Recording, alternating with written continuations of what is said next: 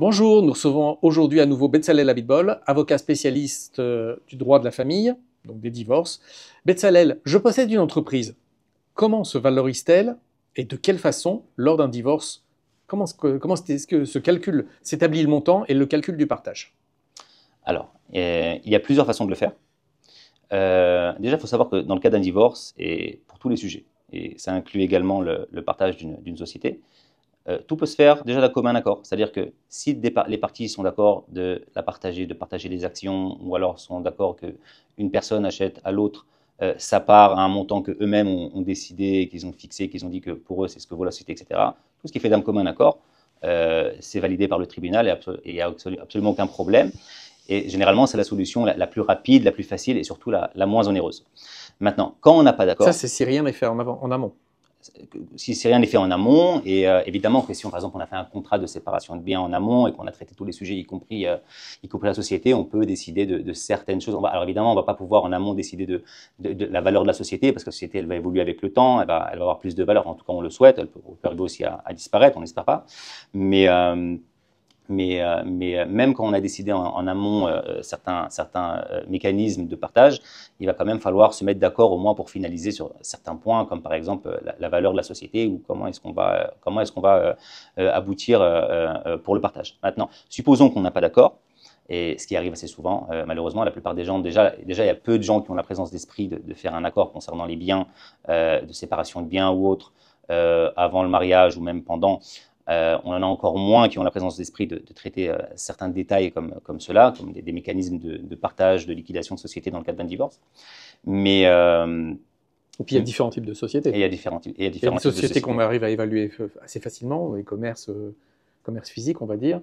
Il y a d'autres sociétés qui sont plus dans la vente de services informatiques, c'est autre chose. Par exemple, j'ai très récemment eu un dossier avec une société de high-tech, une start-up qui est depuis plusieurs années en développement d'un Américain, un couple américain.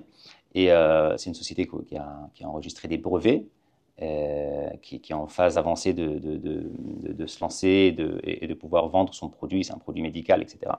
On ne va pas rentrer dans les détails, mais ce qui est intéressant, c'est que quand on a essayé, par exemple, de faire évaluer cette société par la manière classique, on se rend compte qu'en fait, ça ne marche pas parce que c'est comme si elle n'a pas de valeur. C'est une société qui est surendettée, c'est une société que personne demain tel quel peut l'acheter si elle ne peut pas aussi saisir les brevets, parce que les brevets étaient au nom des conjoints, etc., en personnel et pas au nom de société. Donc, c'était quelque chose en gros, on a un expert qui est venu voir le juge et dit, moi, je ne peux pas estimer ça. Ce qu'il faut faire, c'est prendre la société et faire 50-50, on fait 50-50 sur les actions et puis on ne peut rien faire d'autre. Les investisseurs n'apprécient pas forcément ce genre de choses. Alors pas du tout, ils n'apprécient pas du tout. Et en fait, on a réussi de façon intelligente, faut le dire, à trouver un système comme quoi on s'est mis d'accord, comme je le disais en introduction. L'idéal, c'est toujours de se mettre d'accord comment est-ce qu'on fait ça. On s'est mis d'accord sur le fait qu'on allait partager les actions, mais uniquement pour la partie économique, pour la partie dividende, pour la partie de tous les... C'est pas seulement dividende, mais même la valeur des actions. Si on veut faire un exit, par exemple, et vendre cette société à un investisseur, les deux conjoints, c'est-à-dire y compris la femme qui n'était pas inscrite à l'origine, auraient droit à sa moitié de part et aux contreparties des actions de la société. Par contre, on s'est mis d'accord qu'elle n'a aucun mot à dire concernant le contrôle, exactement, voilà, concernant le contrôle de la société. Aussi bien, en fait, on a fait signer un contrat, une procuration qui ressemble beaucoup à ce que des employés de high-tech signent lorsqu'ils reçoivent des options dans le cadre de leur travail. Ils signent ce qu'on appelle des procurations proxy, où ils donnent toute autorité à la société, à eux-mêmes de décider est-ce qu'ils veulent faire un exit, pas faire un exit, à combien vendre, quand vendre, etc. Et on a fait un système un peu pareil, comme quoi le mari, lui, c'était pas de savoir est-ce qu'il allait gagner 10 millions, 20 millions, 30 millions. Enfin, c'est toujours important, mais c'est moins grave.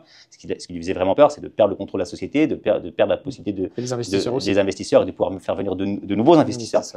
Et donc, ce qu'on a fait, on a copié un peu ce système du high-tech et comme ça, on a fini par aboutir à un accord. Après quand même, il y a eu comme une longue phase de contentieux, mais on a quand même réussi à aboutir à un accord. Mais ça, c'est vraiment un exemple particulier, spécifique. De façon générale, la plupart des sociétés, on les évalue on ne fait pas un partage d'actions. C'est-à-dire quand on a des gens qu'on voit qui n'arrivent pas, dans le cas d'un couple, à vivre ensemble, à travailler ensemble, etc., on sait très bien qu'ils ne vont pas non plus arriver à cohabiter dans le cadre d'une société ou d'une entreprise. C'est pas forcément comme ça. C'est-à-dire un couple qui se met d'accord de continuer à travailler ensemble ou d'avoir un projet de business commun, il n'y a aucun problème tant que c'est fait d'un commun accord. Mais quand ce n'est pas le cas, le tribunal, généralement, ne préfère pas ces situations. On divorce les gens dans la vie courante, mais dans le cadre du travail, de 8 h du matin à 8 h du soir, ils vont continuer de se voir, ou pas forcément se voir physiquement, mais devoir collaborer ensemble, travailler ensemble, prendre des décisions, des grosses décisions, et voir leurs conflits, leurs passions, leurs tensions influencer sur les décisions de la société. Et on n'aime pas ce genre de possibilité de partager la société, ce qu'on appelle en hébreu ba'ain, c'est-à-dire on la prend, on la coupe en deux, on donne 50% d'actions chacun, etc. Ce qu'on préfère, c'est ce qu'on appelle faire un pirouk chitouf, c'est-à-dire de mettre un terme à la collaboration et au partenariat entre les deux actionnaires. Et on fait ça par plusieurs façons. La première possibilité, c'est qu'un des deux, c'est-à-dire ou la femme ou le mari, va acheter la part de l'autre. Et l'autre possibilité, c'est de vendre la société à une tierce personne et de partager les revenus de la vente de la société. Maintenant, la question, ça aussi c'est pas facile à faire, parce que la question... soit un des conjoints rachète la part de l'autre, soit en fait la société est revendue à un tiers et on se partage la vente en fait. Simplement. Exactement, mais c'est pas... Et on perd sa société. On perd sa société. Parfois, c'est pas facile parce qu'on a des gens que la société elle a plus qu'une valeur économique. Et c'est pas seulement qu'elle a plus qu'une valeur économique, c'est qu'en plus les gens n'ont pas forcément une profession qui vont dire bon, maintenant je vais aller reprendre mon travail de médecin, d'avocat, d'ingénieur, etc.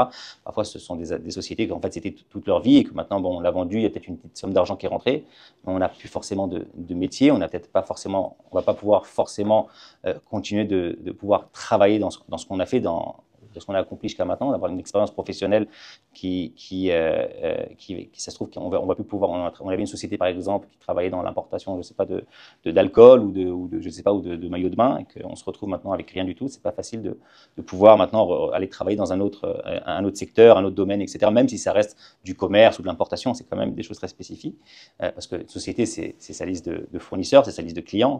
On peut pas dire bon, je vais faire une autre société et puis je vais faire pareil et je vais faire de la compétition malhonnête face à la société qu'on vient de vendre à la tierce personne, c'est pas possible. Donc en fait, on peut se retrouver avec des gens en fait qui n'ont plus de métier, donc c'est pas forcément la meilleure solution. Ça explose quoi en fait. Et voilà, et c'est pas forcément des éléments qui sont pris en compte par la personne qui va évaluer la société. Et justement, c'est ça en fait, j'y arrive. Comment est-ce qu'on décide combien vaut cette société, quelle est sa valeur? Et la valeur, elle est faite par un expert qui est nommé par le tribunal ou par le Beddin Rabbani, ça dépend où le dossier se gère. On peut gérer un dossier en Israël, un dossier de divorce aussi bien au Beddin Rabbani qu'au tribunal. On ne va pas rentrer là-dedans, c'est un sujet en soi.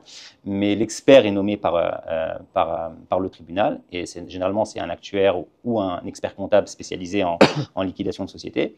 Et son but, ça va être d'effectuer une évaluation de la société. Il va rédiger un rapport, ce sont des rapports qui sont plusieurs dizaines de pages, extrêmement détaillés, qu'il va remettre au tribunal, qu'il va remettre au parti, et il va expliquer comment est-ce qu'il est arrivé au résultat auquel il est arrivé. Alors parfois on a des bonnes surprises, parfois on a des très mauvaises surprises, parce qu'encore une fois, on ne peut pas toujours évaluer une entreprise, une société de façon scientifique, de façon rationnelle, des connexions commerciales, des affaires qu'on fait avec des amis, etc. C'est pas forcément en fait, parfois ça a beaucoup d'avantages dans le travail, ça permet de créer des opportunités, mais c'est pas forcément des choses qui vont être évaluées par exemple par un expert.